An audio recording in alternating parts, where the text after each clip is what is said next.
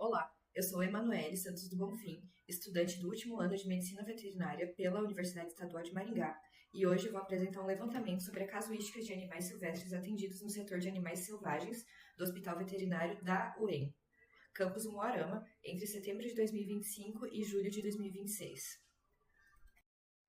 O Brasil encontra uma das maiores biodiversidades de vertebrados do planeta, mas a intensificação da atividade antrópica, como a urbanização, a fragmentação de habitats e o tráfico de animais, tem ampliado significativamente o número de animais silvestres feridos, órfãos ou apreendidos que chegam aos centros de reabilitação.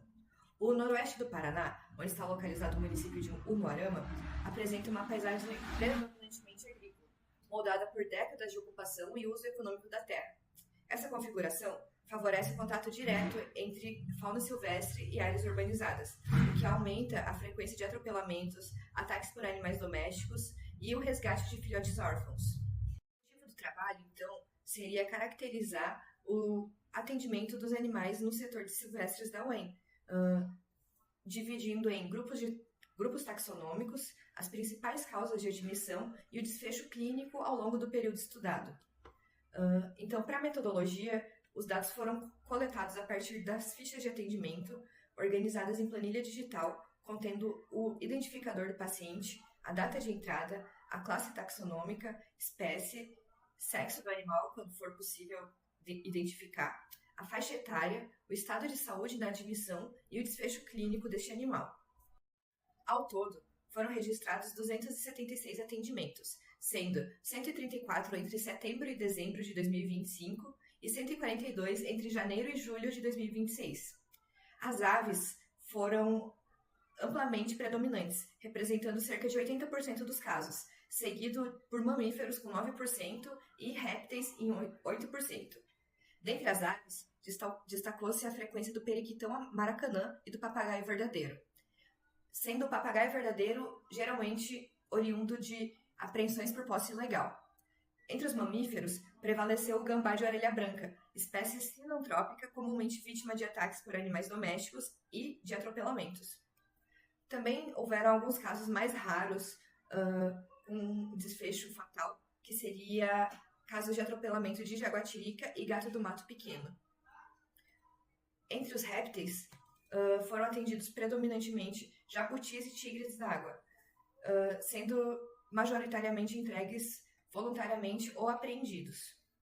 Um dado que consideramos relevante no período avaliado foi o número de filhotes atendidos, sendo 39 em 2025, dentre os quais 20 eram exemplares de gambá de orelha branca e 38 em 2026, onde a principal espécie atendida em 2026 foi do periquito maracanã.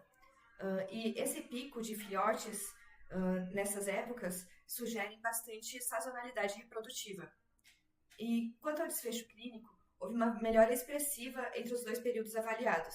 A taxa de soltura subiu de 39% em 2025 para 57% em 2026, enquanto o óbito e a eutanásia somados caíram de 46% para 29%. Esses achados reproduzem o cenário descrito em outros centros de triagem brasileiros, nos quais as aves, principalmente os psitacídeos, representam entre 55% e 68% dos atendimentos.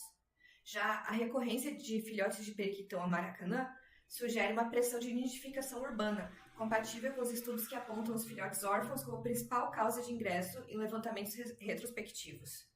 Já a alta frequência de gambás vítimas de cães reflete a interface crescente entre fauna silvestre e áreas residenciais.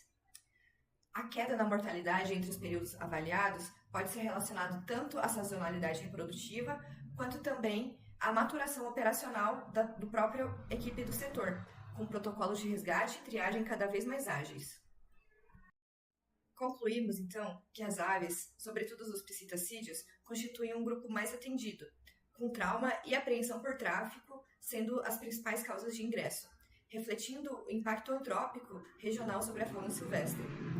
A melhora no desfecho entre os dois períodos reforça a relevância do setor, tanto na reabilitação individual dos animais, quanto na geração de dados epidemiológicos que subsidiam ações de conservação e educação ambiental.